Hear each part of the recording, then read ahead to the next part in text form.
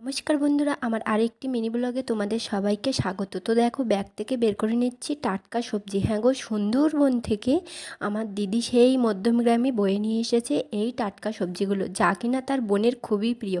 হ্যাঁ, আমার গলাটা কেঁপে যাচ্ছে। আমার ভাই নেই বলে কোনো আমার আফসোস নেই, কারণ আজকালকার সমাজে এখনও মেয়েদের কোনো জায়গা নেই।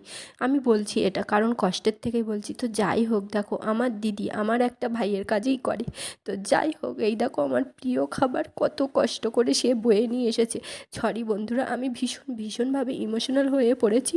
তো যাই হোক, এই দেখো কচুর ফুল, এগুলোকে কচুর ফুলই বলে। এদিকে হয়তো পাওয়া যায়, কিন্তু ভীষণ গাল ধরে বলে আমি আর নিয়ে আসি না। আর এই যে দেখো কেওড়া, একদম পুরো টাটকা সবজি, যা যা আমি খেতে ভালোবাসি সব আমার দিদি বয়ে নিয়ে এসেছে। তো একেই হয়তো বলে আত্মিক টান।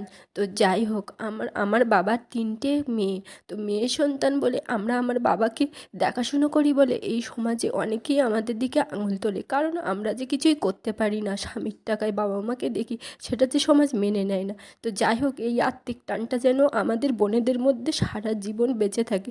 দিদি ভালো থাকিস, সুস্থ থাকিস। টাটা, দেখা হবে।